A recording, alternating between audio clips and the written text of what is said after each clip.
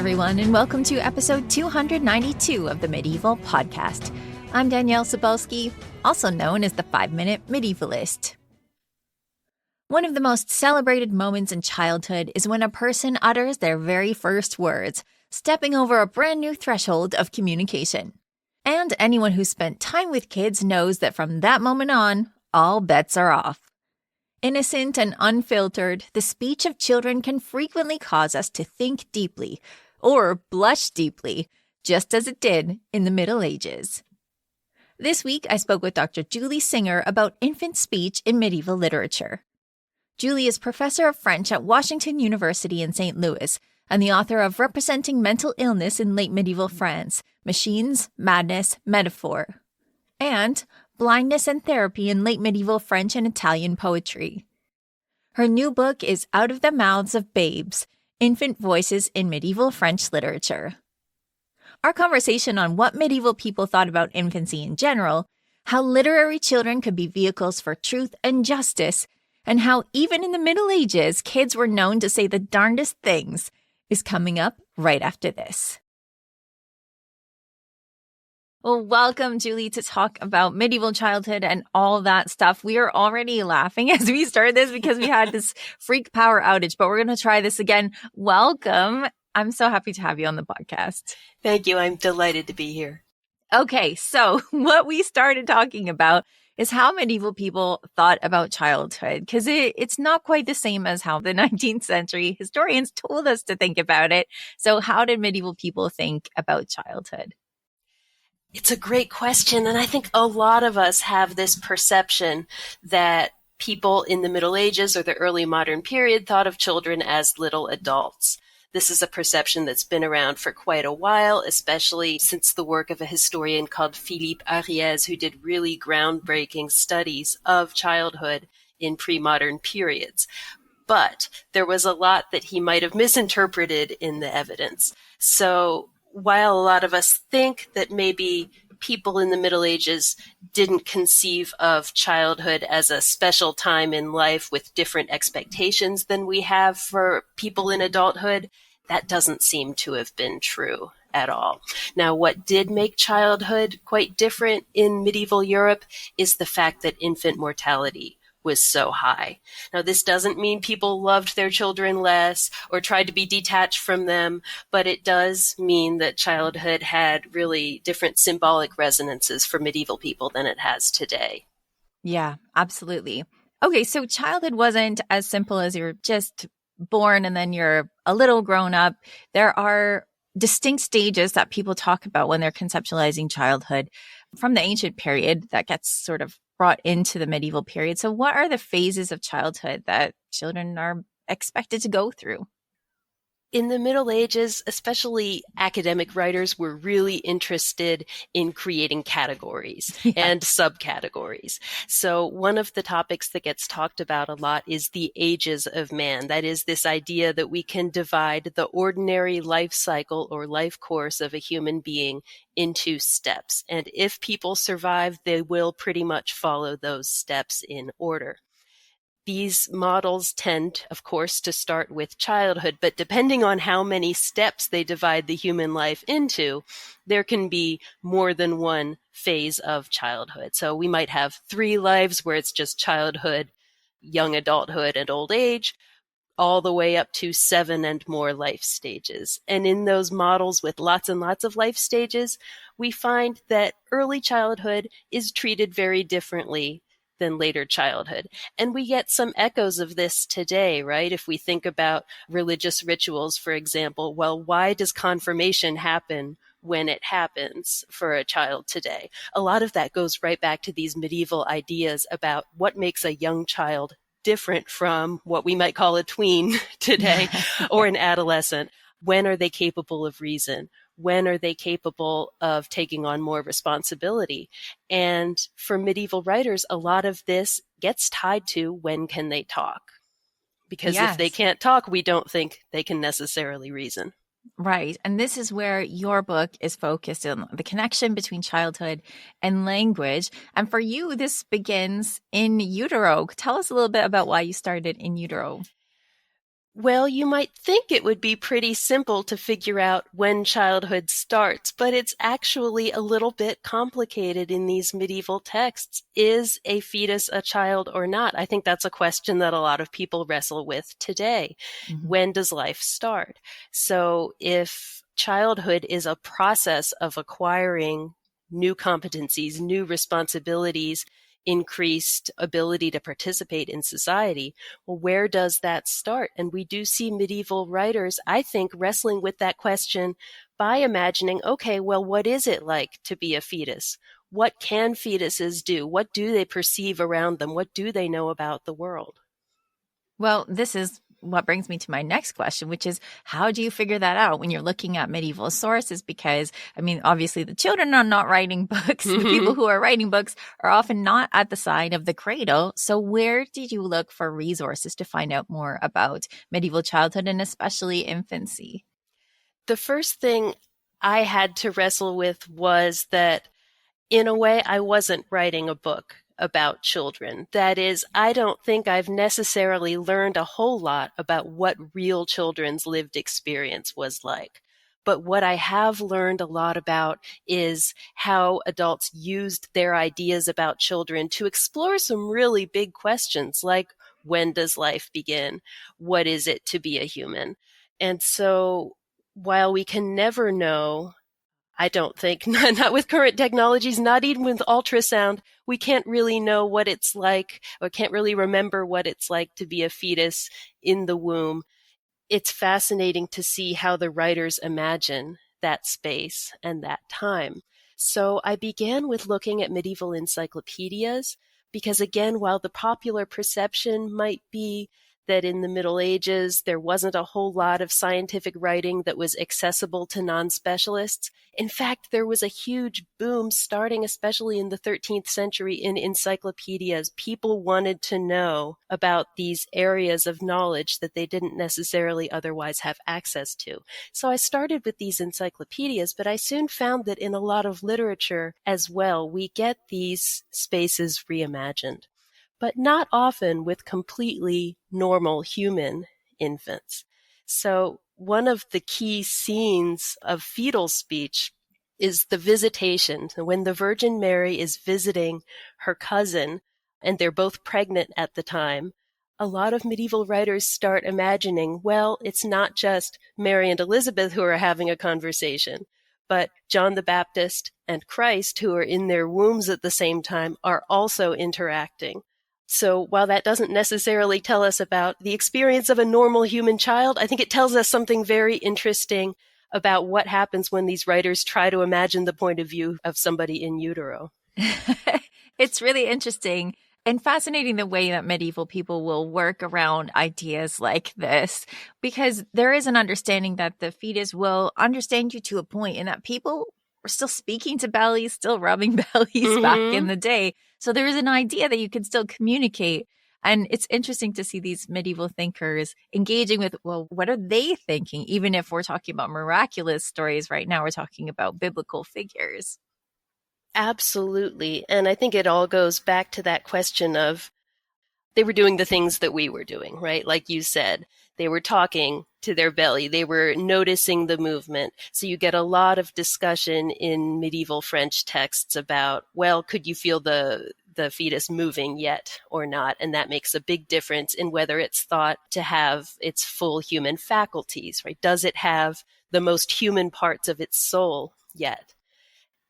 Often, popularly, it's thought that when that fetus has its soul, that's when you start to feel it move. Although the scientific writers tend to say that it happens a bit earlier in gestation than that first feeling of movement, or what's called quickening. Now, some of the embryologists in the Middle Ages, because yes, surprisingly, there is embryology in the Middle Ages. Some of the medieval embryologists say something that I just love, which is that when a fetus is endowed with its soul, it laughs, but nobody can hear it. I love that. I mean, because I love to laugh more than maybe anybody. At least that's what some listeners tell me. And so I love that one of the first communications that's happening, even if no one can hear it, is laughter. I love that. So these children are born, And in the medieval conception of the world, they're born with sin. They're born in ways that are kind of mucky. And their first thought is about sinfulness, right? Tell us how that works. That's right.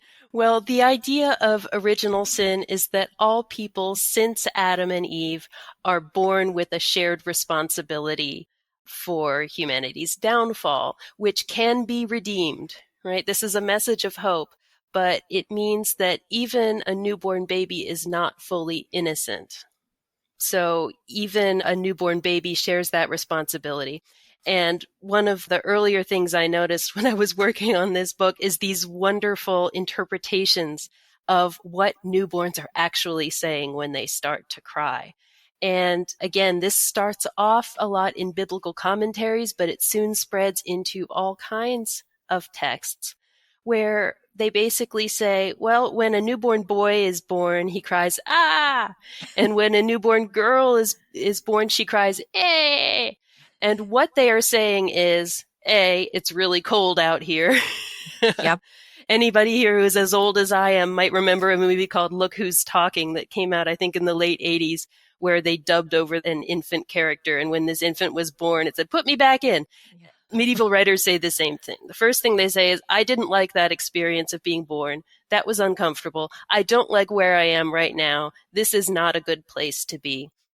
But these interpretations get increasingly elaborate until it is thought that boys and girls are crying out the ah of Adam and the eh of Eve, and they're kind of lamenting that they have been brought into this world where they know that they're waiting for a whole lot of suffering and trouble, no matter what. This is pretty incredible. I don't think I've come across this before, that the boys are crying out to Adam and the girls are crying out to Eve. But now I'm never going to listen to infant cries the same way without listening. Which vowel are we going with? Because apparently it's very significant. And one of the things that you remarked on that I think is really interesting is that this idea of gendering becomes sort of more entrenched in the vowels that these children are crying out, and that people are more concerned with gender at birth than they are at death. And this is something that really kind of jumped out at me because this seems to be something that is true today. Like, when someone dies, no one is saying it's a girl, it's a boy. Right. But when children are born, this is really important. And it makes sense when the entire world, the medieval world I'm talking about, is gendered into what roles you're going to play. But I thought that was interesting because you're bringing together the ways that infants, like people who are dying, are closer to the afterlife than at any other point. So can you tell us more about what you learned and what you thought about this sort of space where you're really close to the afterlife? Both of these endpoints of the human life cycle, the beginning and the end, are often discussed in the Middle Ages as times when greater social equality is possible, as you were saying. We all are basically born in the same way. We all basically die, maybe by different methods. And there are gruesome medieval texts about the different ways that you can die, for example. But the idea still is that these are essentially flattening experiences, that it doesn't matter if you are a prince or if you are a very poor family, childbirth is going to happen about the same way. And the outcomes, risky as they are similar no matter who you are in society. So we think of medieval Europe as being a very stratified place, and undoubtedly it is, but it's a place where there is a lot of lip service paid to equality, and that especially comes out around being born and dying. It's interesting what you brought up about gender, though, because for all of this conversation about how, we are all born in the same way, we're all the same at birth, that does not cut across gender lines. You don't see people saying, well, a boy child and a girl child are basically the same. Even from a very young age, they're not. And even from a very young age, gender is hugely present in this conversation because so much of the discourse about childbirth is also a discourse about the mother's body. So we're in a highly gendered experience where if we're being told that birth is suffering and birth is sin, well, what you're coming out of is a woman's body. So you do, unfortunately, tend to see a fair amount of light to medium misogyny around these descriptions of childbirth. Yes. And even though I think this is a great entry point into those early experiences that I'm about to lead you into, because what happens, even though these gendered experiences are very different, this is a boy, this is a girl, and that's very important to society. At the same time, they're raised in the same way, even though these gender distinctions are very important to people's conception of these children. They are raised with their mothers and their wet nurses, and this is their first experience of language, which is so important to your book. And yet, this is gendered again in that these first experiences of language almost disappear from what we understand, what the texts are around this time. So can you tell us a little bit more about what we can find out about these early experiences of language and baby talk and lullabies? This comes back to what we were talking about earlier with there being multiple sub-phases within childhood. And there's really a perception that something changes around the age of 7, both in the life and in the capacities of a child. Now, the word infant literally comes from the Latin for non-speaking. And there's a big idea that one stops being an infant when you start getting your adult teeth, your permanent teeth. There's this idea that little children lisp. When you still have your baby teeth, you can't enunciate, you can't talk. And if you can't talk intelligently, then you can't really reason either. Around age 7, children are losing those 2 front teeth. They're getting their permanent teeth. And this is when they're ready, if they're a boy of a certain class, to go to school. So this is where we start seeing more of that branching off into divergent experiences. This is where some children remain with their mother and others don't. But prior to that age of 7, it really is mothers and wet nurses who are responsible not just for child rearing, but for all of the teaching that comes into play when you're raising a child. So before that age of 7, a child is supposed to learn their native language, their mother tongue, some rudiments of reading for the children who are going to do so. They memorize their basic prayers. They have some ideas of religious doctrine that are going to be built on later on. So their mothers are not just changing their diapers, but their mothers really are their first teachers. In the historical records, children tend to show up if they die. It's just a sad fact of they're not out there accomplishing things in the world, so they don't really turn up. So there isn't much in the way of historical records talking about, say, 2-year-old children, 3-year-old children. There isn't much in the way of historical records talking about what life is like in the nursery. What are they learning from their mothers? What are their mothers and their nurses talking about with them? And this is where literature can bring us into some really interesting places. We do have medical guides for women in the Middle Ages, and a lot of this includes advice for mothers and nurses for the care of infants. But again, it kind of drops off after that weaning, which would have happened between about age 2 and age 3. So the medical sources don't tell us a lot about that kind of lost childhood either. That's what the French historian Didier Lett calls it. He says between about the age of 3 and the age of 7, we just suddenly have this hole, this crater in the documentary evidence, and we don't know much about children in that window. But in literature, this is where we get some interesting things happening. We get a lot of descriptions of mothers caring for their children. We get advice for mothers on how to choose a wet nurse, and we can read between the lines of that kind of advice literature and tell, okay, if this is what a good wet nurse is, what does that tell us about what a good wet nurse does? And we get a lot of literary imagining of these characters. But the one thing that has driven absolutely bonkers is that I cannot find evidence of lullabies in medieval France. There's a strong tradition of lullabies in medieval English literature. Mostly they are imagined to be songs that Mary is singing to baby Jesus, especially on the flight into Egypt. So we have collections there. I think there are more than 20 lullaby texts in medieval English that are collected together. We have lullabies in some other languages. I found a couple of plays from medieval France where there are women singing, and that I think these are probably lullabies, but it is just not a common literary tradition there. I haven't even found out if there's a special name for a song that a woman sings to a child in medieval French, such as lullaby. I thought I had it, and then I didn't have it. They use a verb. right? So they don't say lullabies. I found a medieval encyclopedia that's been translated into multiple languages in the Middle Ages. Okay, let me see. We have the Latin original. It says lullaby. We have the Middle English translation. It says lullings and cradle songs. Let me look at the French translation. What does it say? It says chanter, to sing. I'm like, but I do think it's fascinating that lullabies aren't treated as an object. They're not a thing that has a name. They're treated as an action. They're something that women do with children. And that kept coming up over and over as I was looking at these scenes of women and children interacting in the nursery, that this is not something that is labeled with names, but it's described as a relationship.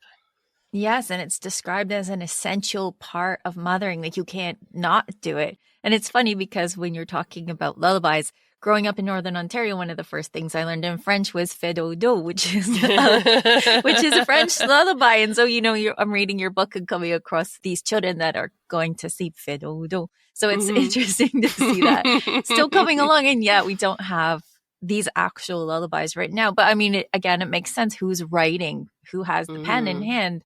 It's not the mothers. The mothers are busy singing the lullabies. And maybe what they're saying isn't so important as the fact that they're saying it or singing it at all. We see this over and over with these ideas about child communication, that maybe what they're saying is less important than the fact that they are vocalizing at all. But it does raise some questions for these medieval writers. Okay, what is language? What kinds of sounds have enough meaning that they rise to the level of language versus just being voice or just being noise? So when a woman sings a child a lullaby, is that just a voice? Or do the words matter that go along with it? I think clearly we can see that, yes, lullabies teach things. They're teaching language. If they're religious songs, possibly they're teaching some doctrine. Incidentally, there is some indirect evidence that lullabies are thought of as this kind of teaching song, because among Jewish writers, there's a lot of discussion of, should you hire a Christian woman to be a wet nurse for your child? So there's an acknowledgement that something is being conveyed in the speech, in the singing, in the milk itself, that has to be weighed as a potential cultural risk. Yes. And that, again, it's so critical, but we don't need to talk about it, I guess, because everybody does it. It's one of those holes for historians that's just so frustrating because you really want to know what happened. And then children begin to speak, and then children begin to say the darndest things. So I do want to get into the perhaps more literary and biblical examples, but one place where I think we can definitely connect as modern people, as medieval people, is these children speaking in Fablio, where it's like little pitchers have big ears. It doesn't always go well, but it's something that I think is very common, that kids are saying the darndest things. So tell us a little bit about these kids starting to say things that the adults think are hilarious. Well, believe it or not, this is where the whole thing started for me decades ago when I was reading a Fablio. So these comic stories from the Middle Ages, often they're a little on the raunchy side. And I was reading this one called The Priest in the Larder, where there is a shoemaker who's about to go off to market. And he says, I'll be gone for a long time. And his child says, oh, good, Daddy, I like it when you go away because the priest comes over and Mommy serves better food. But what's strange is that the Fablio, then the narrator specifies this child was 2 or 3 years old, but spoke very well for her age. And that just stuck in my mind. Throughout my career, I thought how interesting that they pointed out exactly that this is the age of the child, but that the child speaks more reasonably than that age would dictate. So over time, as I kept coming across more and more examples of children speaking, that one always stuck with me. I thought, finally, I get to do something here. I get to think about how this works. Because when you break it down, the child exists because somebody had sex. Right? And the child is here to speak about somebody having sex with somebody else without even knowing what it is that they're actually talking about. Mm-hmm. This child displays the perfectly stereotypical child behavior of wanting more snacks. I think All of us who have kids have been there. I love it. And we see this frequently in medieval texts. A child is drowned and then is resuscitated through a miracle. And the first thing she says is, "Can I have a pair?" It's like, yes, somebody knew children. Somebody knew a 3-year-old who said, "Can I have a pair?" So there's so much in here that really does reflect what it was like to live with a child. There's so much in here that shows, no, these aren't little adults. Somebody knew about kids wanting a snack. And yet the questions that they come around to asking, I think, are very different than the ones we might ask with a similar situation, say, of this little girl from the Fabliaux, because ultimately it serves these bigger questions about innocence. I think it's still a commonplace today. Little children are innocent, right? But if we're in a context where we're weighing two things that are both true at the same time, that yes, little children are innocent. Literally, they don't know, they can't do any harm. They don't know what's happening in the world around them. And yet, within this broader Christian worldview of shared responsibility for original sin, no, toddlers aren't any more innocent than anybody else. In fact, it's worse because they don't even know how guilty they are. So we see people grappling with, okay, then, what does it actually mean to be innocent if we can see this person who so obviously is innocent and yet they're involved in these situations of sin? What does that actually tell us? Does innocence exist at all in this world? And is justice possible if we don't think that innocence is possible? Yes. Well, what I think is worth mentioning before we get into that deeper point is that the moral of the Fabliaux is not to not dally with the priest. It's to not do it in front of your kids. It's to not do it in front of the kids. Because they will definitely rat you out. So this is an important point about childhood and innocence, because one of the themes that you bring in as you dive into this is there are people, adults within the medieval world, who are also thought of as innocent and childlike, and these are the adults that are disabled. So how and why was it important for you to bring disability into this narrative of childhood?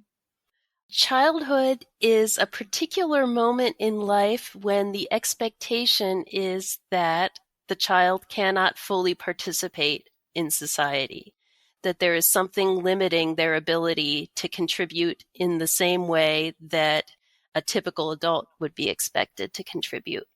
However, a child is expected to outgrow those limitations if the child survives and to be a full contributor to society.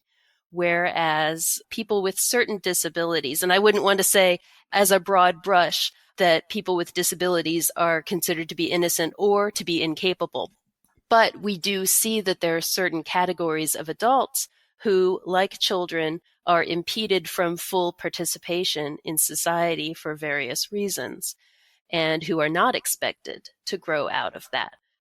So a lot of great scholars of medieval law have looked into rules around guardianship, for example, to ask the question, is an adult with certain disabilities that prevent them from participating in the kinds of legal proceedings that are necessary for property ownership, for example, are these people kind of permanent children in the eyes of the law in this period because of the fact that they're not able to swear an oath or not able to testify in court or to do the other things that are involved with property ownership?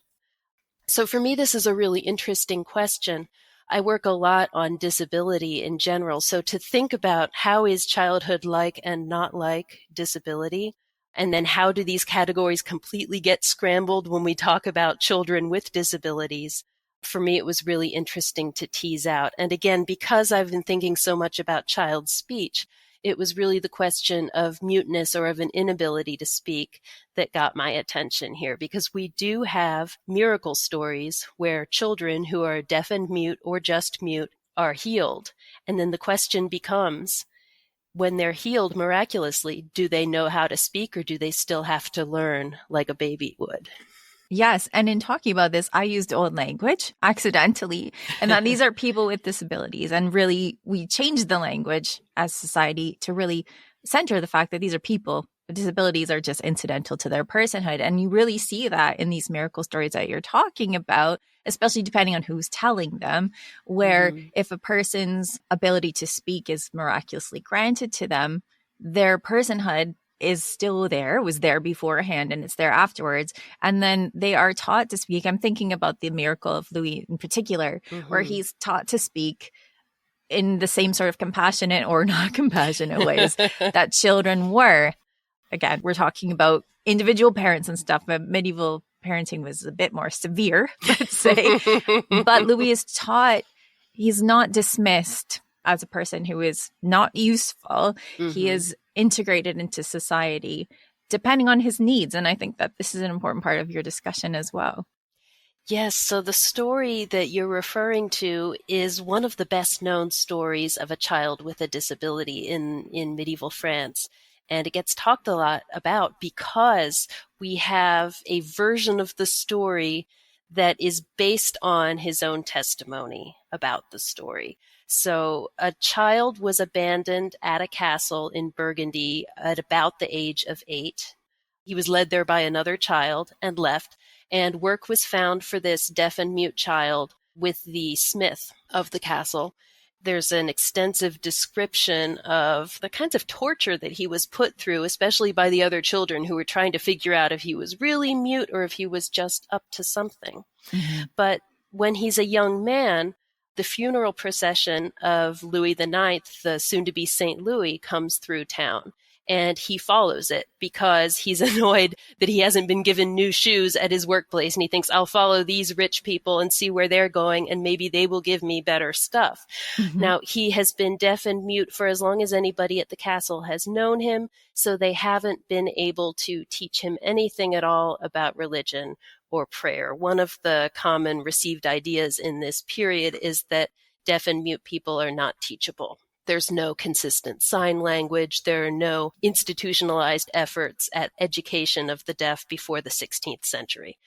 So he goes off, he follows the coffin all the way to Saint-Denis, the burial place of the kings of France, and he receives a miracle, and he can hear again, and he doesn't know what's going on. He wasn't actually praying. He was just imitating the movements of the other people at the tomb because he doesn't know what prayer even is.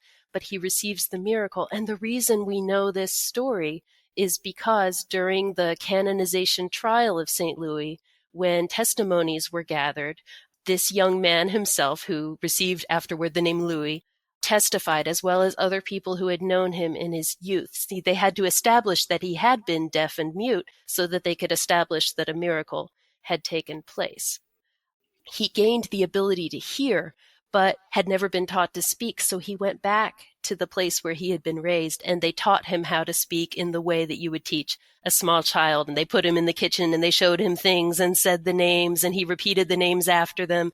And then they gave him more complicated things to repeat, and he did it. And then they taught him his prayers.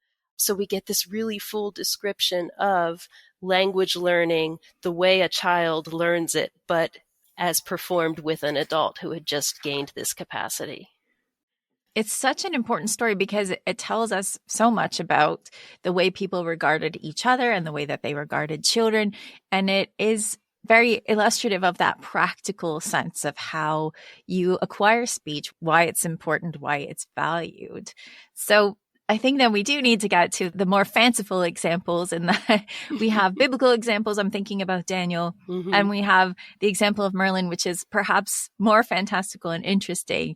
And this idea of speech being a way to advocate for oneself or one's mother, and perhaps in the place of women or a mother in general. Okay, so let's get to these prodigies that are speaking way before they're supposed to be speaking. Yes, the case of Daniel is quite interesting. So in the book of Daniel, at the end, there's the tale of Susanna and the elders. Those of us raised in a Protestant background might not be as familiar with this story because this is considered one of the apocryphal books in Protestant churches, but it's very much a full part of the Bible for our medieval Christian readers.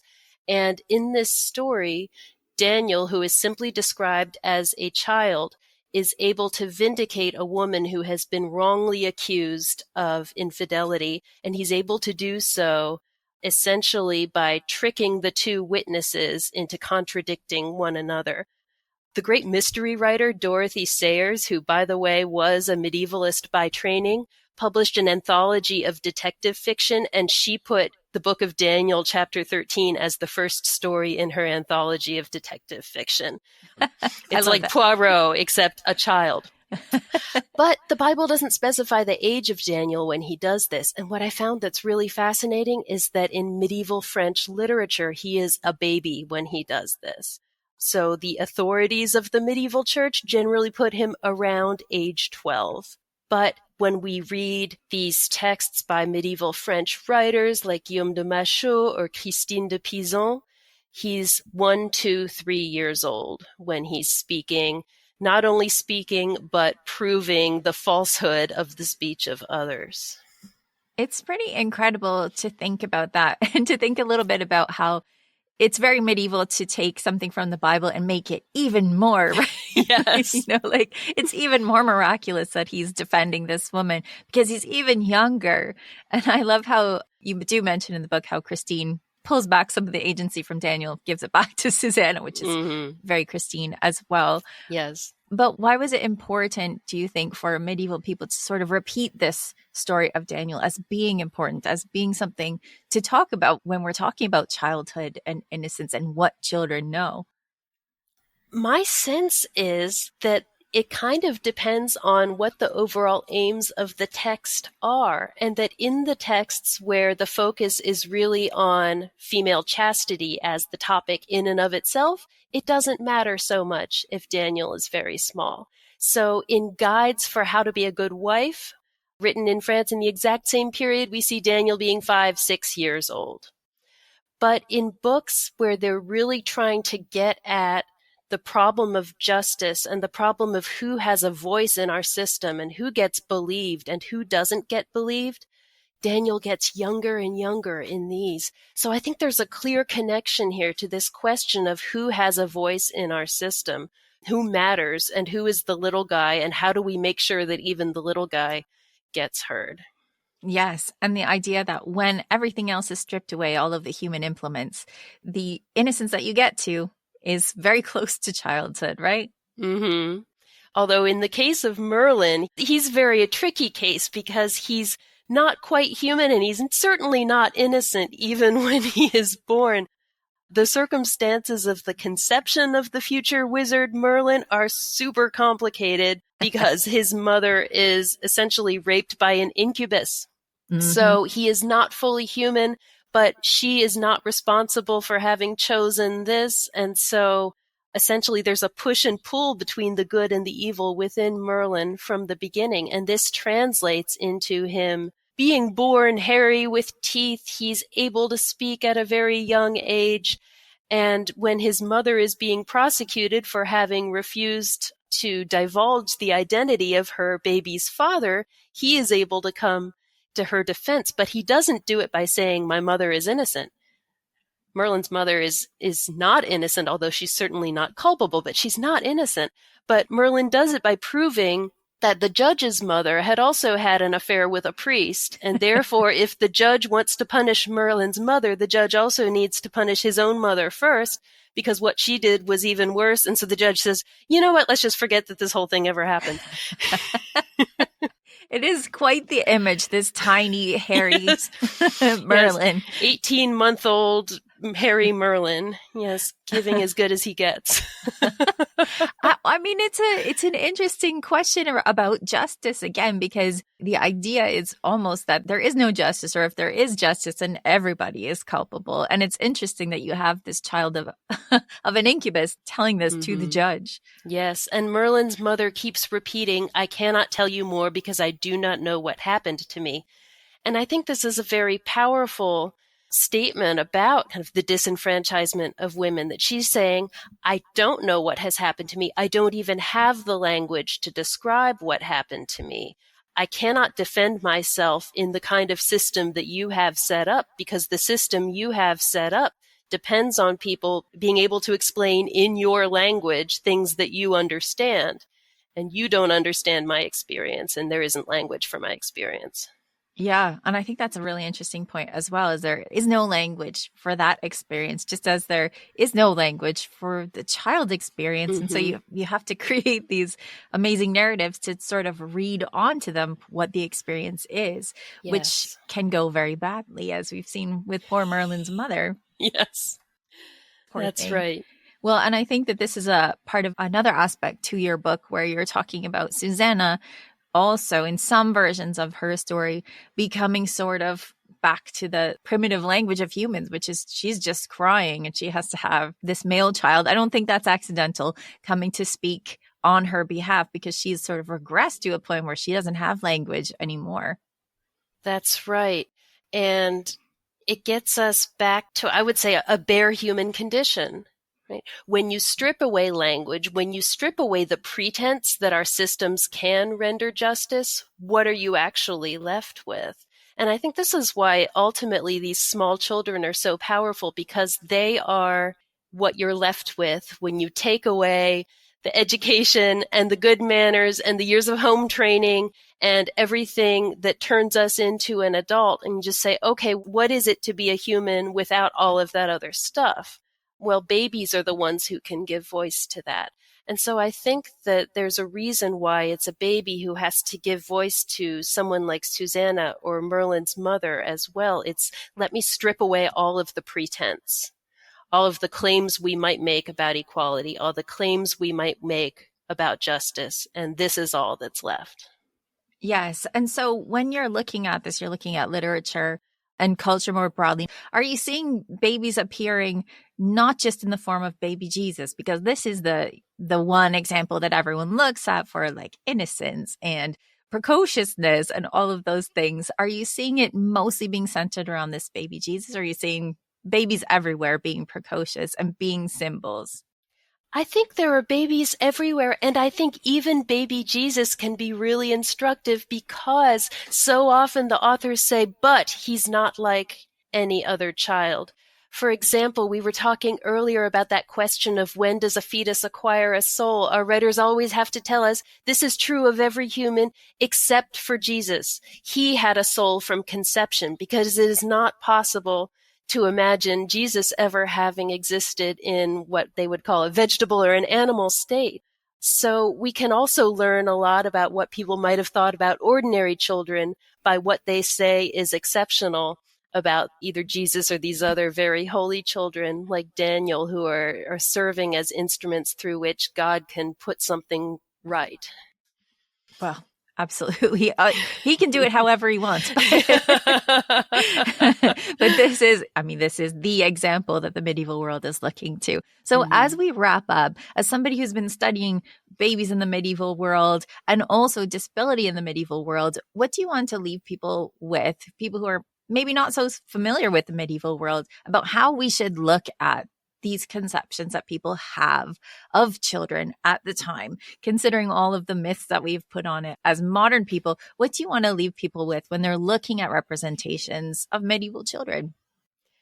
I think what I would like us all to leave with is just these ideas of what it means to care for someone else, and how much the human condition is a dependent condition, that we don't have to be afraid of depending on others, but that we can all flourish when we embrace that dependence and when we're not trying to hide it.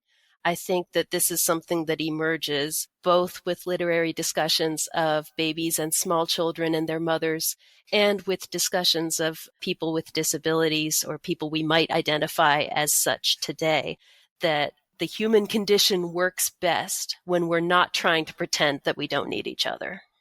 Oh, I love that. I love that. That is a beautiful way to end this discussion and to think about history and about contemporary events as well. I mean, I think we could use a lot more compassion today. So I'm hoping people will take that wisdom that you've just delivered to us and run with it for the rest of the day, the rest of the week, the rest of the year, the rest of our lives. So thank you so much, Julie, for coming on and talking to us about medieval babies.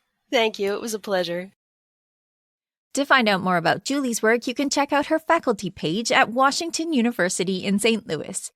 Her new book is Out of the Mouths of Babes: Infant Voices in Medieval French Literature. Before we go, here's Peter from medievalist.net to tell us what's on the website. What's up, Peter? Hey. So Jacqueline Murray, who's well known among us Canadian medievalists, she has written her first piece for us on medievalist.net, and it's about popes named Leo. Well, there are a few popes named Leo, so, there's lots to work with here. Indeed. So it goes from Pope Leo I, who gets the moniker the Great. Mm-hmm. He did some good stuff, right? And Pope Leo III, who almost had his tongue cut out. Exciting times. That's not good for a pope. No, but he's luckier than Pope Leo V, who was deposed and murdered within a month of being elected. It's not a safe thing to be a pope. That's why there are a lot of Leos. Because bad things just keep happening. You would think after a certain point you wouldn't want to pick that name anymore. Indeed. But, well, good luck to our new Pope Leo, right? Yes, this Pope Leo, may he reign for a long time and healthily, right? So we have that, plus we have this piece on Vikings having been sailing farther out into the open sea than was first believed. There's a scholar named Greer Jarrett, and he and a team sailed 5,000 kilometers around Scandinavia to kind of figure this out. So some pretty good visuals and some video on our site. Just him and his team sailing the ocean blue. That's awesome. I love it when people actually put themselves in the shoes of people from back in the day. Awesome. Yeah, indeed. So that's a pretty good thing. So we have got that, plus much more, including why the Iron Maiden was not a medieval punishment. Mm-hmm. Yes. I think there's lots of people who should read that one. Although you're a good rock band. But not a medieval rock band. I think this is the consistent through line, right? Iron Maiden, not medieval. That's right. Well, thanks, Peter, for stopping by and telling us what's on the website. Thanks. Thank you to all of you who tune in to hear my speech each week and support this podcast by spreading the word, letting the ads play through, or becoming patrons on patreon.com. Without you, none of this would be possible, so thank you. To find out how to become a patron and to help me keep the medieval goodness coming, please visit patreon.com/medievalists. For everything from infants to imprints, follow medievalist.net on Instagram at medievalistnet or Blue Sky at medievalists. You can find me, Danièle Cybulskie, across social media at 5MIN Medievalist or 5 Minute Medievalist. And you can find my books at all your favorite bookstores. Our music is Beyond the Warriors by Guy Frog. Thanks for listening and have yourself an awesome day.